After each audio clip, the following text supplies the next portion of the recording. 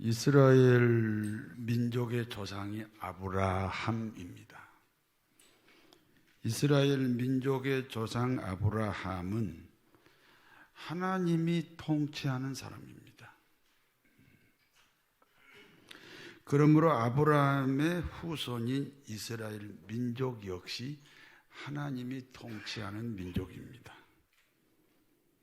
하나님이 통치하는 땅이 있습니다. 가나안입니다. 그렇기 때문에 이스라엘 백성들은 가나안 땅을 떠나서는 안 됩니다. 그런데 말입니다. 아브라함의 손자 야곱 시절에 가나안 땅에 흉년이 왔습니다. 식량이 떨어졌어요. 마침 야곱의 11번째 아들 요셉이 식량이 있는 애굽 나라의 국무총리로 있었습니다.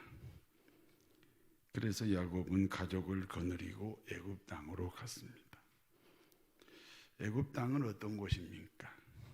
사단 마귀가 통치하는 땅입니다.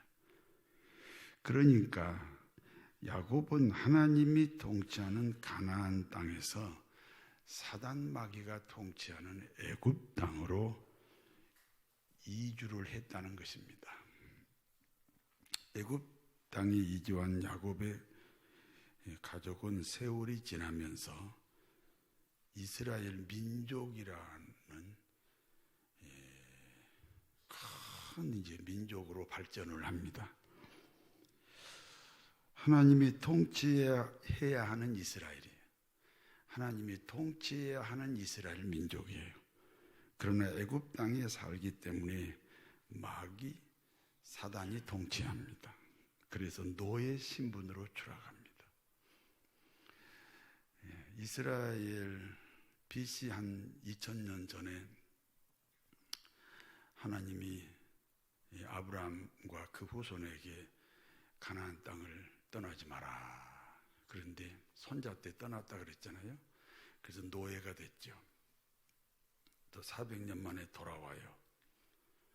돌아와서 이제 하나님이 지키라고 하는 땅을 지키다가 남북으로 갈라져. BC 722년에 북이스라엘이 멸망하고 BC 586년에 남이스라엘이 멸망하고 그러면서 이제 통합으로 이제 페르시아가 지배하다가 또 이제 페르시아가 망하니까 알렉산더가 지배하다가 또 알렉산더가 망하니까 셀루커스가 지배하다가 그러다가 이제 로마가 지배하잖아요. 그래서 AD 70년에 이스라엘이 완전히 멸망하고 나라가 없어졌어. 세계 방방곡곡으로 흩어졌어. 그리고 그러면 그 땅에 누군가 살고 있을 거 아니야. 그 사람들이 원주민이 되고 이스라엘이 이제 이방인이 된 거야. 그리고 1948년에 다시 돌아와서 하나님이 준 땅이라고 거기서 나라 세웠어요. 그러니까 지금 분쟁이 일어나는 거야. 원주민하고의 분쟁이에요, 지금. 그러니까 그냥 가나안 땅에 살아라 그러면 살아야 돼. 이게 가나안 땅 지키는 게 교회 지키는 거거든요. 교회를 그냥 내 교회를 지켜야 돼요.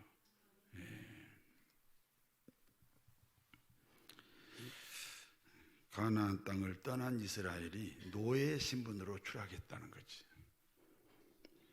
중국에는 공산당원이 약 1억 명입니다. 공산당원이 1억인데요. 중국 땅에 기독교인이 한 1억이 넘어요. 1억에서 1억 5천 사이예요. 중국 공산당이 기독교인들 때문에 이기의식을 느끼지요. 그래서 중국 공산당들이 기독교를 핍박하기 시작합니다. 그와 같이 애굽 바로 왕은 이스라엘의 번성 때문에 이기의식을 느껴요. 왜냐하면 애굽 나라는 사단 마귀가 통치하는 나라인데 그 안에서 이스라엘은 하나님의 통치를 받잖아요.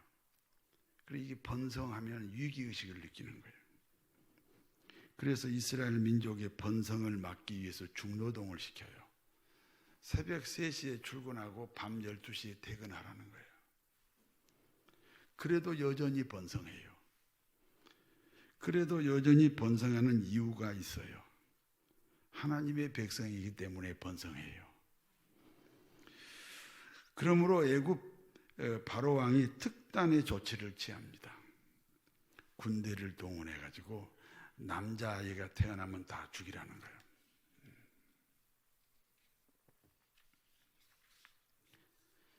아주 그 이스라엘 민족을 아주 없애겠다는 거죠. 그와 같은 때에 레위 지파 중에 어느 가정에서 남자아이가 태어납니다. 아이의 부모는 3개월 동안 숨겨서 키웠습니다. 더 이상 키울 수가 없습니다. 발각이 되면 아이만 죽는 게 아니야. 가족이 다 죽는 거예요. 그러므로 아이의 어머니는 갈대 상자에 이 아이를 넣어 나일강에 띄웁니다. 하나님께 맡긴 거죠. 아이가 담긴 갈대 상자가 둥실둥실 나일강가를 떠내려 갑니다. 아이의 누나가 걱정스러워서 그 갈대 상자 뒤를 따라갑니다. 마침 그때 애굽 바로 왕의 딸이 시녀들을 거느리고 나들이를 나왔습니다. 당시 애굽 공주는 젊은 나이에 남편을 잃었어요. 그래서 애롭게 살고 있습니다. 어느 날 그 애로움을 달래기 위해서 시녀들을 데리고 나일 강가로 물놀이 나왔다. 그 얘기입니다. 그런데 둥실둥실 떠내려오는 갈대 상자를 발견합니다. 고개를 들고 나를 보라고 아까 얘기했는데 고개를 드시고 내 설교를 들으시라고. 둥실둥실 떠내려오는 갈대 상자를 발견합니다. 열어보니 남자아이가 울고 있습니다. 울고 있는 아이가 두른 보자기는 이스라엘 백성들만 사용하는 유일한 보자기입니다. 아, 이스라엘 아이구나. 공주에게 불쌍한 마음이 생겼습니다. 그래서 이렇게 생각합니다. 이 아이가 다른 사람에게 발각되면 반드시 죽는다. 그러면 이 아이를 보호하는 길은 뭐냐? 내가 이 아이의 어머니가 되는 것이다. 그래서 이 아이를 양자로 삼았습니다. 그리고 물에서 건졌다 하여 이름을 모세라고 불렀습니다. 바로 그때입니다. 갈대 상자를 뒤따라오던 모세의 누나가 공주에게 말합니다. 공주님, 이 아이를 키우려면 유모가 필요합니다. 제가 건강하고 젖이 잘 나오는 여인을 유모로 소개하겠습니다. 그래서 애굽 바로 왕의 공주는 자신의 양아들 모세를 유모에게 맡기게 됩니다. 모세를 키우게 된 유모가 누구겠어요? 생모죠, 생모. 모세는 생모가 키우다가 젖될 때쯤 되어 애굽 궁전으로 들어갔습니다. 모세는 공주의 아들이므로 왕자 신분입니다. 당시 애굽은 왕의 큰아들만 왕위 계승권자가 되는 게 아니에요. 왕족 중에서 유능한 사람이 왕위 계승권자가 됩니다. 그와 같은 전통에 따라 모세 역시 왕위 계승권자 중에 한 사람입니다. 그러므로 모세는 왕도 교육을 받습니다. 왕도 교육은 동서양을 막론하고 당시 최고의 석학이 맡아서 가르칩니다. 왕의 자질을 길러내는 교육이에요. 일종의 인문학 교육입니다. 사람 교육이에요. 리더십 교육입니다. 모세 나이 이제 40세가 됐습니다. 그러니까 왕자 신분으로 사는 세월이 40년입니다. 어느 날 자신의 신분에 대해 그 비밀을 알게 됐습니다. 자신은 애굽 왕자가 아니라는 거예요. 사실은 노예 신분이다. 저 노예 민족의 노예 민족 중에 한 사람이다. 그걸 알게 된 거예요. 이와 같은 현실 앞에 모세는 둘 중에 하나를 선택해야 돼요. 굉장히 중요한 얘기니까 잘 들어보세요. 이제 모세가 지금 왕자 신분으로 살고 있잖아요. 그런데 사실은 자기는 왕자가 아니고 저 이스라엘 노예 민족 중에 한 사람이다. 그 출생 비밀을 알았다니까요. 그와 같은 현실 앞에 모세는 두 가지 중에 하나를 선택해야 돼요. 하나는, 첫 번째는 자신의 신분을 철저하게 비밀에 붙이는 거예요. 그리고 애굽 나라의 왕이 되는 거예요. 애굽 나라 바로 왕이 되면 이스라엘 민족을 해방시킬 수 있잖아요. 그러면 부귀영화도 누리고, 그리고 자기 민족도 해방시키는 이 양손에 떡을 쥐게 되는 거죠. 두 번째는 근본을 귀중히 여기는 일입니다.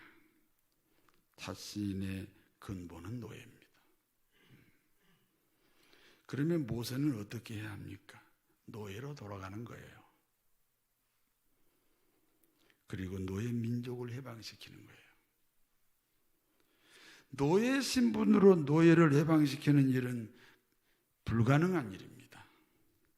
그러나 목적을 위해서는 그 방법도 정당해야 한다는 것이, 그것이 근본을 아는 사람의 생각입니다.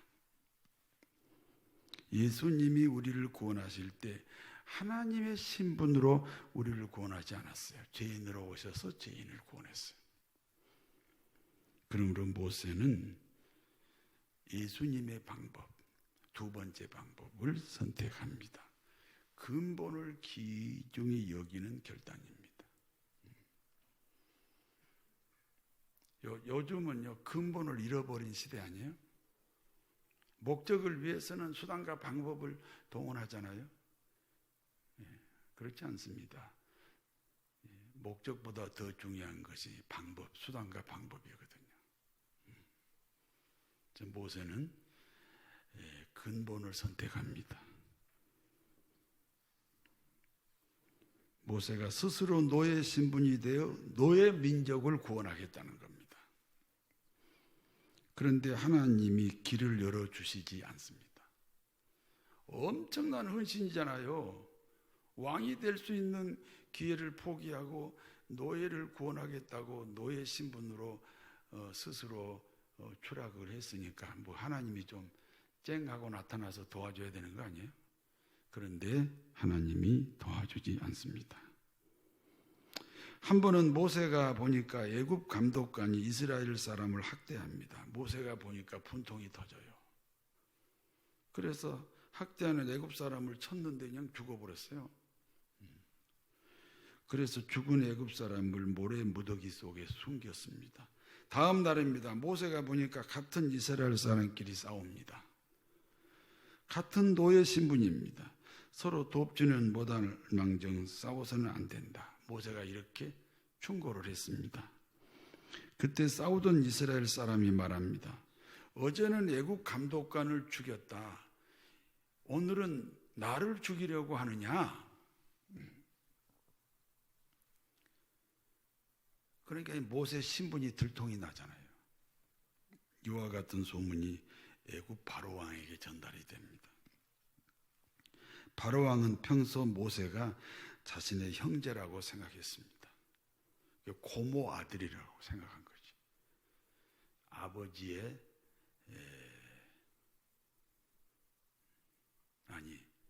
딸이니까.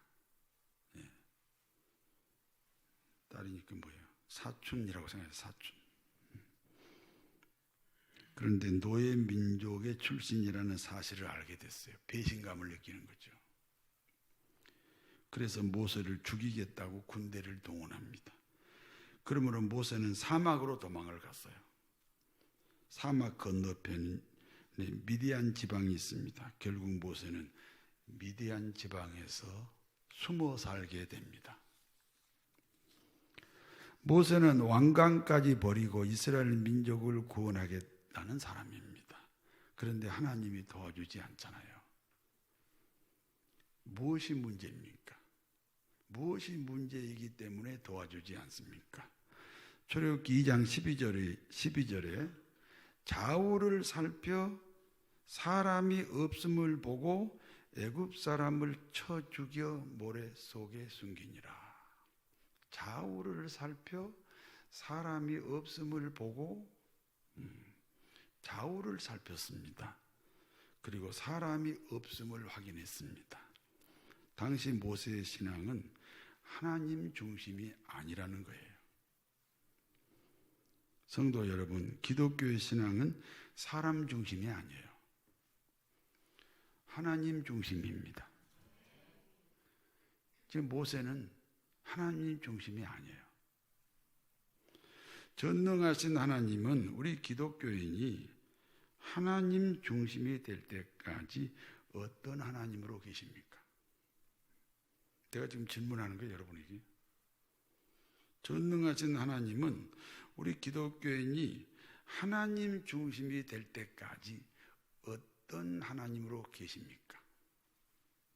마치 하나님이 계시지 않는 듯이 계십니다.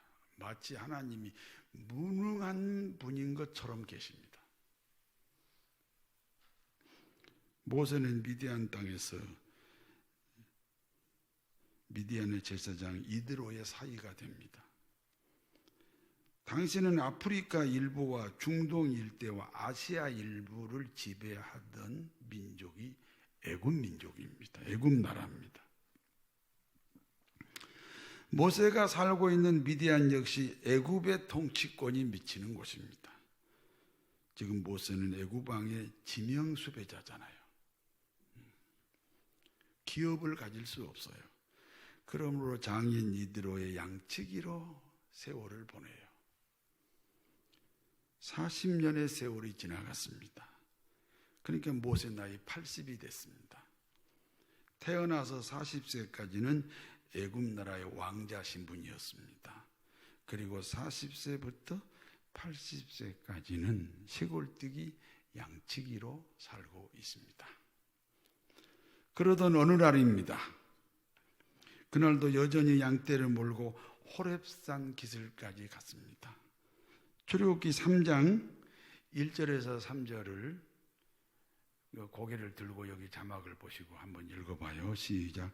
모세가 그의 장인 미디안 제사장 이드로의 그 떼를 광야 서쪽에 인도하여 하나님의 산 호렙에 이르매 여호와의 사자가 떨기나무 가운데로부터 나오는 불꽃 안에서 그에게 나타나시니라. 그가 보니 떨기나무에 불이 붙었으나 그 떨기나무가 사라지지 아니하는지라. 이에 모세가 이르되 내가 돌이켜 가서 이 큰 광경을 보리라. 떨기나무가 어찌하여 타지 아니하는고 하는 그때 떨기나무에 불이 붙었어요. 떨기나무 알죠? 가시나무 종이에요. 시간이 지나면 떨기나무가 타버리기 때문에 그 모습이 사라져야 됩니다. 그런데 한나절이 지났는데도 계속 떨기나무에 불이 타오르고 있습니다. 모세가 생각하니까 이상하고 신기합니다. 그래서 가까이 갔습니다. 그때 떨기나무 불꽃 가운데서 하나님의 음성이 들립니다. 출애굽기 3장 4절에서 5절 같이 있습니다. 여호와께서 그가 보려고 돌이켜 오는 것을 보신지라. 하나님이 떨기나무 가운데서 그를 불러 이르시되 모세야 모세야 하시매 그가 이르되 내가 여기 있나이다. 하나님이 이르시되 이리로 가까이 오지 마라. 내가 선 곳은 거룩한 땅이니 내 발에서 신을 벗어라. 하나님이 모세의 이름을 부르십니다. 모세야 모세야. 모세가 대답합니다. 예, 내가 여기 있습니다. 그때 하나님이 말씀합니다. 가까이 오지 마라. 내가 선 곳은 거룩한 땅이다. 신발을 벗어라. 거룩한 땅이라는 것은 하나님이 계신 땅이라는 거예요. 신발을 벗으라는 것은 인생의 걸음을 내 의지대로 걸어가지 말라. 한 걸음 한 걸음을 하나님의 인도를 받으라는 거예요. 그렇습니다. 우리 인생의 걸음걸음은 하나님이 인도합니다. 하나님이 계속 말씀합니다. 나는 내 조상의 하나님이다. 아브라함의 하나님, 이삭의 하나님, 야곱의 하나님이다. 무슨 뜻입니까? 하나님이 어떤 분인지 스스로 결정하지 말라는 거예요. 하나님이 어떤 분이다라고 결정하면 그것은 하나님이 아니라 너입니다. 너. 하나님은 우리가 어떤 분이라고 결정할 만큼 그렇게 작은 분이 아니에요. 우주 천지를 만들고 다스리는 분이에요. 아브라함과 이삭과 야곱의 일생에 나타났던 그 하나님이 너의 하나님이다. 그러니까 아브라함과 이삭과 야곱의 일생을 알아야 하나님을 알게 되겠지요. 이게 무슨 말인지 아세요? 이념의 하나님이 아니다. 체험의 하나님이다. 스스로 하나님은 이런 분이다 결정하지 마라. 그럼 네가 하나님이지. 그래서 요즘으로 표현하면 아브라함과 이삭과 야곱의 하나님이 나의 하나님이라는 것은 우리 목사님의 하나님이 나의 하나님이다. 그렇게 해석하면 굉장히 안전합니다. 체험신앙이라는 거죠. 하나님은 다시 말씀합니다. 나의 백성 이스라엘이 애굽 땅에서 노예 생활을 하고 있는 사실을 내가 알고 있다. 그러므로 이스라엘 백성들의 고통을 내가 보았다. 그리고 이스라엘 백성들의 기도 소리도 내가 들었다. 안다, 보았다, 들었다. 성도 여러분, 이스라엘이 누구예요? 이스라엘이 누구냐고요? 하나님의 백성, 하나님의 자식이에요. 그런데 하나님은 이스라엘 백성들의 고통을 보았고 기도 소리를 들었어요. 이게 굉장히 귀중한 질문이거든요.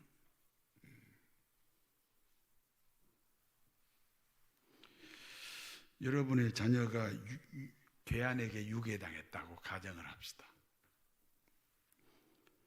그리고 유괴당한 자식의 목소리가 들려옵니다.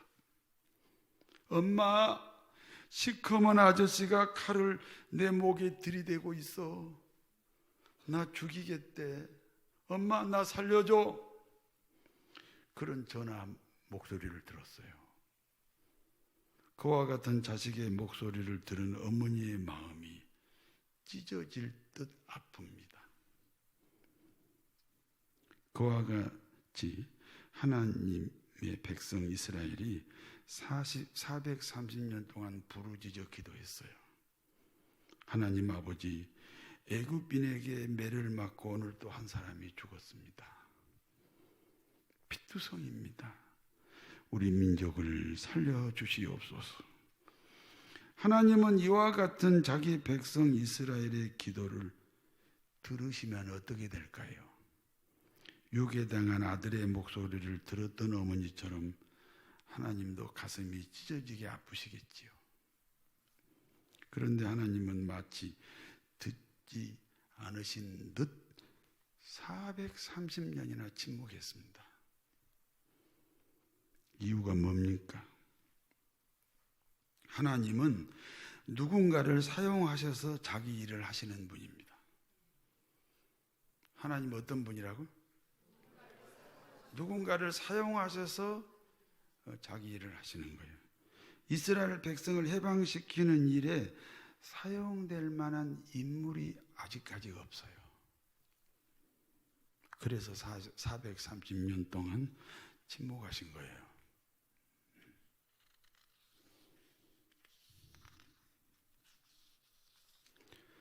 어느 날 하나님은 이스라엘 백성을 해방시킬 수 있는 사람을 찾으셨습니다. 누구죠? 모세입니다. 태어난 지 3개월 안에 나일 강에 버려야 됩니다. 아니죠. 태어나자마자 나일강에서 죽어야 되죠. 그렇죠? 그래서 3개월 숨겨 키우다가 나일강에 갈대 상자에 넣어서 띄웠습니다. 애굽 바로왕의 공주의 아들이 됩니다. 왕도 교육을 받습니다. 이스라엘의 왕도 교육은 하나님 반대 교육이에요. 오늘날 한국 교회들이 그걸 좀 알아야 돼요. 왕도 교육은 하나님 반대 교육이에요. 인문학 교육이에요. 리더십 교육이에요. 그러므로 하나님이 선택한 지도자는 종교적으로 유능한 사람이 아니에요. 사람다운 사람이에요. 인간의 근본을 아는 사람이에요. 그래서 모세가 그 인간의 근본 교육부터 먼저 받았다는 거지. 그리고 나머지 세월이 영성훈련이에요. 미디안 광야에서 양치기 40년입니다. 한 나라의 왕위 계승권자가 양치기로 추락해요. 인생의 처절한 실패를 경험하는 거죠. 예수님도 하나님이시지만 몫으로 오셨고 죄인으로 사셨어요. 영성훈련의 중심이 뭡니까? 아무것도 하지 않는 훈련이에요. 누가 해야 되니까요? 하나님이 해야 되니까요. 아무것도 하지 않는 훈련이 굉장히 중요한 거예요. 이게 어려워요.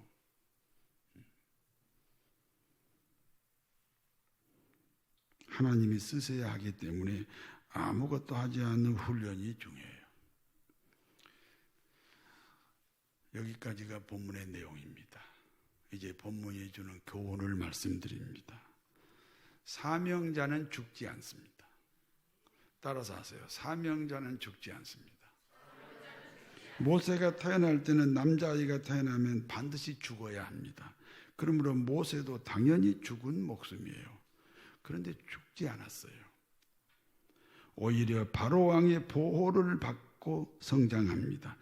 태어나면 반드시 죽이라는 바로왕이 군대를 동원하여 지켜줍니다. 태어나면 반드시 죽이라는 바로왕이 학자를 동원하여 교육을 시켜줍니다. 태어나면 반드시 죽이라는 바로왕의 궁전에서 살아갑니다. 태어나면 반드시 죽이라는 바로왕의 왕위 계승권자로 살게 됩니다. 무엇 때문에 이와 같은 보호를 받습니까? 사명자이기 때문입니다. 하나님이 쓰시기 위해서 하나님이 바로왕을 통해서 지키시는 거예요.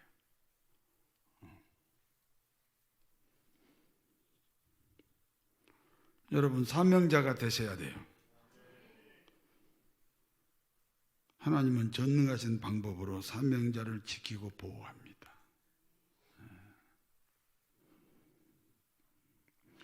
이 병아리 눈물 보셨어요? 병아리 눈물. 병아리 눈물. 아주 소량, 작은 양이라는 뜻이에요. 여러분, 병아리 눈물만큼이라도 사명자가 되셔야 돼요. 그러면 사명자는 하나님이 언제 부르십니까? 사람은 시력이 좋아서 무엇을 보는 것이 아닙니다. 사람은 자기 안에 있는 것만 볼 수 있어요. 예를 들어 보겠습니다. 어떤 어머니가 딸을 낳자마자 헤어지게 됐습니다. 그리고 20년의 세월이 흘렀어요. 어머니는 딸을 그리워합니다. 딸도 어머니를 보고 싶어 합니다. 어느 날 그리스 교회에서 딸하고 어머니가 만났습니다. 반가워요? 안 반가워요? 반갑지 않습니다. 왜냐하면 서로 알지 못합니다. 보지 못합니다. 무슨 뜻입니까? 어머니 안에 딸이 없고 딸 속에 어머니가 없어요. 낳자마자 헤어졌으니까. 그래서 딸을 보고도 딸을 못 보고 어머니를 보고도 어머니를 못 봐요. 무슨 뜻이에요? 사람은 시력이 좋아서 보는 게 아니고 내 안에 있는 것만 보는 거예요. 이해가 되세요? 그와 같이 오늘 모세가 호렙산 기슭에서 떨기나무를 보았다는 거예요. 그러면 모세 안에 떨기나무가 있는 거예요.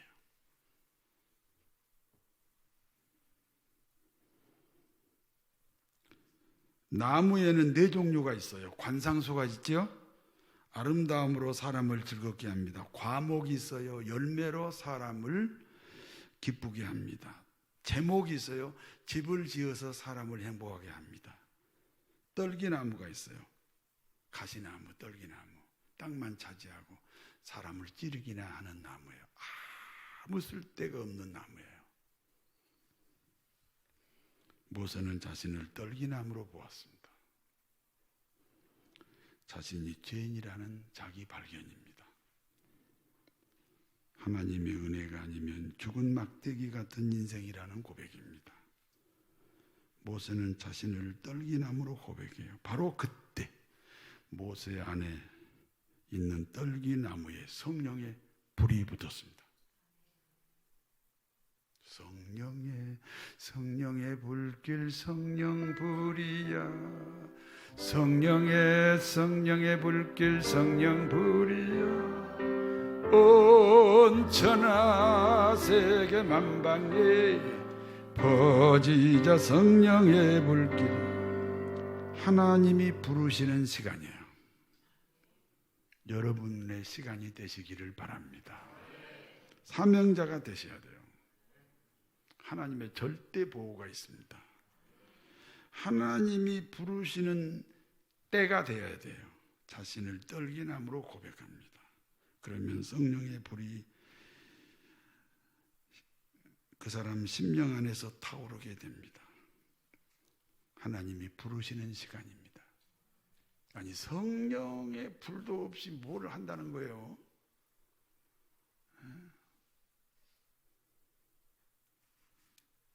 떨기나무라고 고백해야 성령의 불이 타오른다니까요.